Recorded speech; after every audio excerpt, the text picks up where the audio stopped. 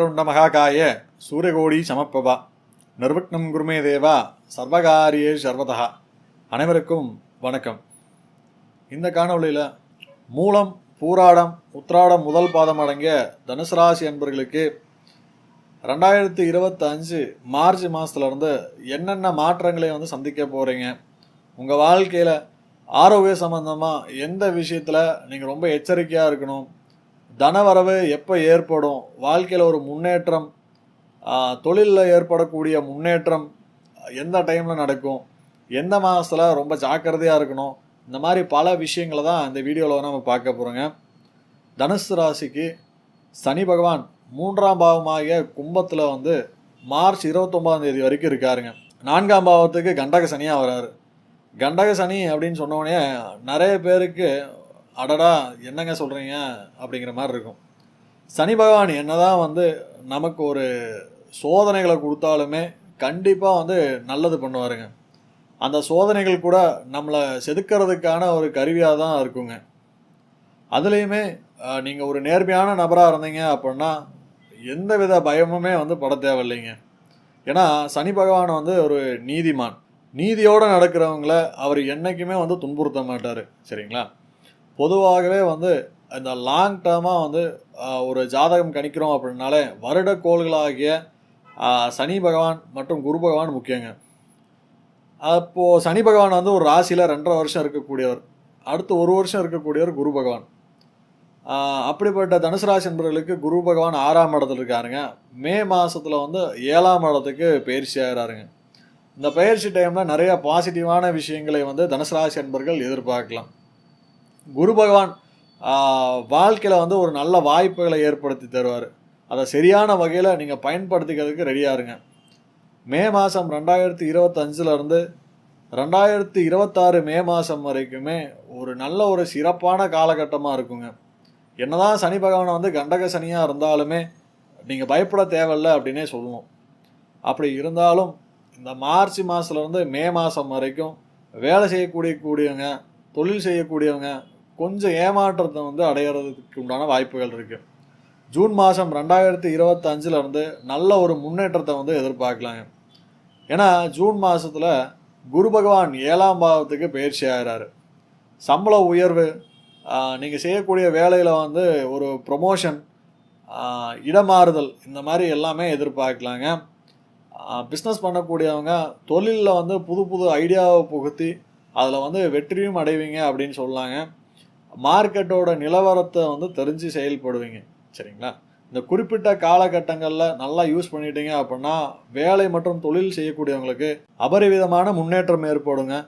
கரியரே இன்னும் ஸ்டார்ட் ஆகலை அப்படின்னு யோசிச்சுட்டு இருக்கவங்களுக்கு நல்ல வேலை இந்த காலத்தில் கிடைக்கும். வெளிநாட்டுக்கு முயற்சி பண்ணிகிட்டு இருக்கவங்களுக்கு நல்ல பேக்கேஜில் கிடைக்குங்க. ஜூன் மாதத்துலேருந்து பொருளாதாரத்தில் நல்ல முன்னேற்றம் ஏற்படும். குறிப்பாக ரியல் எஸ்டேட்டு கான்ட்ராக்ட் எடுத்து பண்ணுறவங்களுக்கு ரொம்ப சிறப்பாக இருக்கும் அப்படின்னே சொல்லலாம். அது மட்டும் இல்லாமல் தொழிலில் இருக்கக்கூடிய போட்டி, எதிரி, அதனால் ஏற்பட்ட பகைகள் எல்லாமே ஒரு முடிவுக்கு வரும். சரிங்களா? ஆனால் அந்த மே மாதம் வரைக்குமே கொஞ்சம் சிரமமாக இருக்குங்க. ஒரே ஒரு விஷயத்தை மட்டும் மனசில் வச்சுங்க. மே மாதம் வரைக்கும் மேக்சிமம் புதிய முயற்சிகளை எதுவுமே தொடங்காதீங்க. சரிங்களா? கூடுமான மட்டும் தவிர்க்க முயற்சி பண்ணுங்கள். அப்படி தவிர்க்க முடியல அப்படின்னாலுமே பெரிய இன்வெஸ்ட்மெண்ட்டெல்லாம் தவிர்த்துக்குங்க. குறிப்பாக ஸ்டாக் மார்க்கெட் அந்த மாதிரி விஷயங்களில் ஈடுபடுறவங்களாம் ரொம்ப எச்சரிக்கையாக இருக்கக்கூடிய ஒரு காலமாக இருக்கும். அடுத்த தனநிலை அப்படின்னு பார்த்தீங்கன்னா மார்ச் 29ஆம் தேதி வரைக்குமே வரவுக்கு மீறின செலவு தான் இருக்குங்க. இருந்தாலுமே ஜூன் மாதத்துலேருந்து தனவரவு அப்படிங்கிறது சீராகும் அப்படின்னே சொல்லலாம். அதே மாதிரி கோர்ட்டு கேஸு, சொத்து பிரச்சனை, வம்பு வழக்கு, இந்த விஷயங்கள் எல்லாமே ஜூன் மாதத்துக்குள்ளே ஒரு முடிவுக்கு வருங்க. குடும்பத்தில் இப்போ வரைக்கும் சின்ன சின்ன பிரச்சனைகளை சந்தித்து வந்திருக்கவங்க கூட ஜூன் மாதத்தில் ஒரு சுமூகமான ஒரு முடிவை எட்டுவீங்க. அதுக்கு நீங்கள் பண்ண வேண்டியது என்ன அப்படின்னா, நீங்கள் உங்களோட ஈகோவை கொஞ்சம் விட்டு கொடுத்து போகணும். காதல் வாழ்க்கையில் ஏற்பட்ட மனக்கசப்பு, அதன் மூலியமாக ஏற்பட்ட டிப்ரெஷன் எல்லாத்துலேயுமே வெளியே வருவீங்க. புதிய உறவு உங்களை தேடி வரும் அப்படின்னே சொல்லாங்க. ஆனால் மே மாதம் வரைக்கும் அதுக்கு காத்திருக்கணும். அடுத்த தனுசு ராசி அன்பர்களோட கல்வி நிலை அப்படின்னு பார்த்தீங்கன்னா குழந்தைங்களோட படிப்பில் கொஞ்சம் கவனம் செலுத்த வேண்டிய காலமாக இருக்கும். ஜூன் மாதத்துலேருந்து படிப்பில் ஒரு முன்னேற்றத்தை வந்து நம்ம எதிர்பார்க்கலாம். இருந்தாலும் ஸ்கூல் காலேஜ் ஸ்டூடெண்ட்ஸு இந்த காலகட்டங்களில் ரொம்ப கவனமாக இருக்கணும். அதே மாதிரி போட்டித் தேர்வு எழுதக்கூடியவங்களுக்கு இந்த 2.5 வருஷ காலம், அந்த கண்டக சனி காலம் அப்படிங்கிறது ரொம்பவே பெஸ்ட்டான ஒரு காலமாக இருக்கும். சரிங்களா? நீங்கள் வந்து ஒரு 50% ஒரு முயற்சியை போட்டிங்க அப்படின்னா அது இந்த டைமில் டபுள் ஆகி சக்ஸஸ் ரேட்டு அப்படிங்கிறது அதிகமாக இருக்கும். ஏன் அப்படின்னா சனி பகவான் அப்படிங்கிறவர் ஒரு ஹார்ட் ஒர்க்கை வந்து விரும்பக்கூடிய ஒரு கிரகம். அதனால் நீங்கள் எவ்வளோக்கு எவ்வளோ முயற்சியை வந்து போடுறீங்களோ அதுக்கு உண்டான அதற்கு மேலேயுமே நல்ல ஒரு பொசிஷனை வந்து அடைவீங்க அப்படின்னே சொல்லாங்க. நல்ல வாய்ப்புகள் உங்களை தேடி வர்றதுக்காக தான தர்மங்களை வந்து அதிகமாக பண்ணுங்கள். கூடவே வந்து சுதர்சன மகா மந்திரத்தை வந்து ஜபம் பண்ண பாருங்கள். ஹனுமன் சாலிசாவை வீட்டில் சாயந்தரத்தில் ஒலிக்க விடலாம். மே மாதத்தில் ராகு பகவான் 3ஆம் பாவத்துக்கும் கேது பகவான் 9ஆம் பாவத்துக்கும் பயிற்சி ஆகிறாருங்க. ராகு பகவான் 3ல் அப்படிங்கிறது தன வரவையும் வாழ்க்கையில் ஒரு நம்பிக்கையும் ஒரு நம்பிக்கை துளிர்விடும் அப்படின்னே வந்து சொல்லாங்க. அதை கண்கூடாக பார்க்கலாம். ரொம்பவே மனசுக்கு பிடித்தமான பாசிட்டிவான விஷயங்கள்லாம் நடக்கக்கூடிய ஒரு பொன்னான காலமாக இருக்கும். சமூகத்தில் உங்கள் மரியாதை அப்படிங்கிறது பன்மடங்கு உயரும். பெரிய மனுஷங்களோட அறிமுகம் கிடைக்கும். அதன் மூலியமாக பல உதவிகள் வந்து சேரும். குருமார்கள்ட்ட இருந்து மந்திர உபதேசத்தை வந்து பெறக்கூடிய ஒரு காலமாக இருக்கும். அவங்களோட அருள் கிடைக்கும் அப்படின்னே வந்து சொல்லலாம். அடுத்ததாக வந்து உடல்நிலை அப்படின்னு பார்த்தீங்கன்னா மார்ச் மாதத்துலேருந்து மே மாதம் வரைக்கும் உடல் உபாதை அப்படிங்கிறது கொஞ்சம் இருந்துகிட்டே இருக்குங்க. குறிப்பாக சொல்லணும் அப்படின்னா ஹார்ட் சம்மந்தமான பிரச்சனைகள், பிபி, ஆஸ்மா, வயிறு சம்மந்தமான பிரச்சனைகள், பேங்க்ரியாஸு அந்த மாதிரி பிரச்சனைகள், கொலஸ்ட்ரால் பிரச்சனை, இந்த மாதிரி விஷயங்கள்லாம் கொஞ்சம் எச்சரிக்கையாக இருக்கிறது நல்லதுங்க. உங்களுக்கு வந்து இந்த நோய்கள் இல்லை அப்படின்னாலுமே இதோட சிம்டம்ஸ் ஏதாச்சும் தெரிஞ்சிச்சு அப்படின்னாலே கண்டிப்பாக வந்து செக்கப் பண்ணிக்கிறது அப்படிங்கிறது ரொம்ப நல்லதுங்க. இதை வந்து நான் உங்களை பயன்படுத்துறதுக்காக சொல்லலை.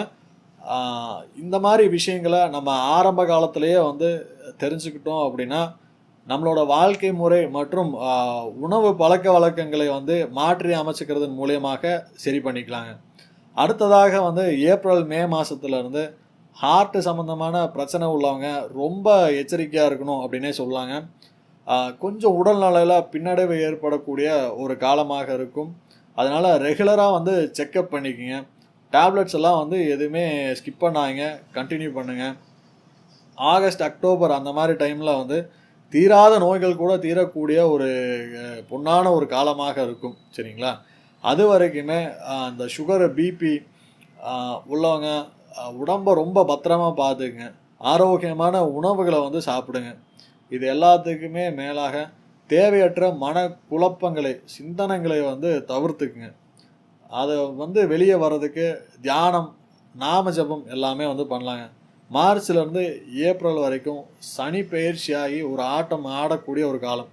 மே 18ஆம் தேதி குரு பயிற்சியாகி அவர் 7ஆம் இடத்துக்கு வர வரைக்குமே கொஞ்சம் நிதானமாகவே செயல்படுங்க.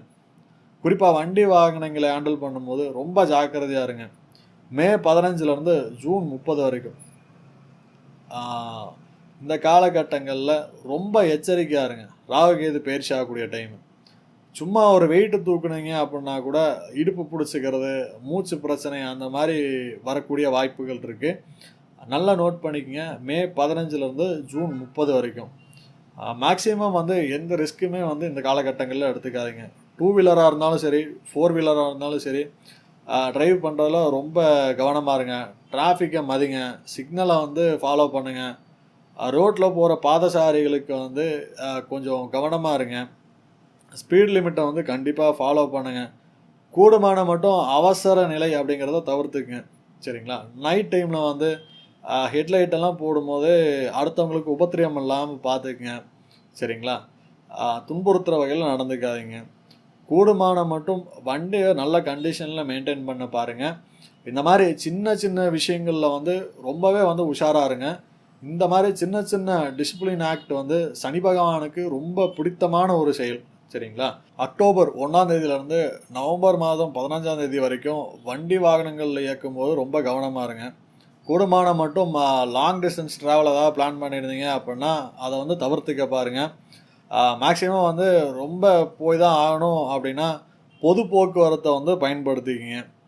வேலை செய்யக்கூடிய இடமா இருந்தாலும் சரி, வீட்லையாக இருந்தாலும் சரி, ஒரு மிஷினரிஸை வந்து ஹேண்டில் பண்ணுறீங்க, இல்லை வந்து ஒரு கூர்மையான ஆயுதத்தை வந்து உபயோகப்படுத்துகிறீங்க அப்படின்னாலும், வீட்டில் இருக்கக்கூடிய இல்லத்தரசிகள் எலக்ட்ரானிக் பொருளை வந்து யூஸ் பண்ணும்போதும் சரி, ரொம்ப கவனமாக இருக்க வேண்டியது அவசியங்க. நெகட்டிவான பலன்கள்லேருந்து தப்பிக்கிறதுக்காக தனுசு ராசி அன்பர்கள் ஏற்கனவே சொன்ன மாதிரி ஹனுமன் சாலிசா வந்து கேட்கலாங்க. சுதர்சன மகா மந்திரத்தை வந்து ஒரு 108 தடவை பாராயணம் பண்ணலாம். அப்படி அதுவும் முடியலைங்க அப்படிங்கிறதுன்னு சொல்கிறவங்க டெய்லி சாயந்தரம் ஓம் நமோ நாராயணா அப்படிங்கிறத மட்டும் சாயந்தரம் வீட்டில் விளக்கு ஏற்றி அதுக்கப்புறமாக ஒரு 108 டைம் ஜபம் பண்ணுங்க. ஒரு அமைதியான ஒரு இடத்துல உட்காந்து தியானம் மாதிரி அப்படியே ஜபம் பண்ணுங்க. அது மட்டும் இல்லாமல் ஏகாதசி நாளில் வீட்டு பக்கத்தில் இருக்கக்கூடிய பெருமாள் கோயிலில் போய் தரிசனம் பண்ணுறது மற்றும் மூல நட்சத்திர நாட்களில் ஹனுமனை வந்து வெத்தலையில் உங்கள் கையாலேயே மாலையை தொடுத்து வழிபடுறது எல்லாமே வந்து கிரகங்களோட பிரீத்தியை வந்து நம்ம பெற முடியுங்க. சரிங்களா? சனி பகவானோட தாக்கத்திலிருந்து தப்பிக்கிறதுக்கு அதிலிருந்து விடுபடுறதுக்காக சனிக்கிழமைகளில் சிவன் கோயிலில் தீபத்திற்கு எண்ணெய் வாங்கி கொடுங்க. சரிங்களா? ஏன்னா இப்போ தீபம் போடுறதோட தீபத்துக்கு எண்ணெய் வாங்கி கொடுக்கறது ரொம்ப நல்லதுங்க. அன்னதானத்துக்கு உண்டான செலவுகளை வந்து முதியோர் இல்லத்துக்கு ஏற்றுக்குங்க. இல்லைனா உங்களால் முடிஞ்ச பொருள் உதவி அதை வந்து பண்ணலாங்க. இல்லை அதுவுமே முடியல அப்படின்னாலுமே சும்மா ஒரு அந்த சாப்பாடு வாங்கி ஆதரவற்றோர்களுக்கு மனநலம் பாதிக்கப்பட்டவங்களுக்கு கொடுக்கலாங்க. ராகு கேதுவோட தாக்கத்திலிருந்து தப்பிச்சு அவங்க தர நற்பலன்களை வந்து பெறுவதற்காக ராகு காலங்களில் துர்க்கை அம்மன் வழிபாடு பண்ணுறது அப்படிங்கிறது ரொம்ப நல்லதுங்க.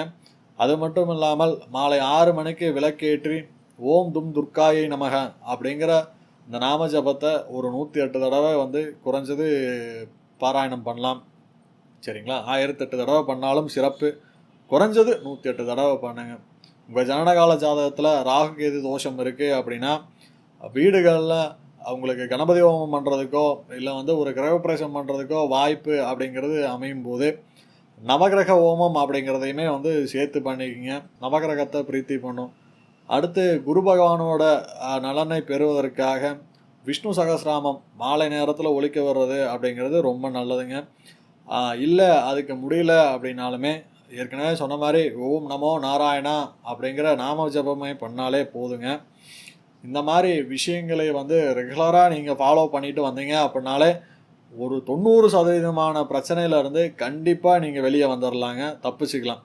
கண்டக சனி அப்படிங்கிறது மார்ச் 29ஆம் தேதி ஸ்டார்ட் ஆனாலும் குரு வந்து ஒரு சாதகமான நிலையில் இருக்கிறது அப்படிங்கிறது நீங்கள் எந்த விதமான பயமுமே வந்து பட தேவையில்லைங்க. வாரத்தில் ஒரு நாளாவது கோயிலுக்கு போங்க.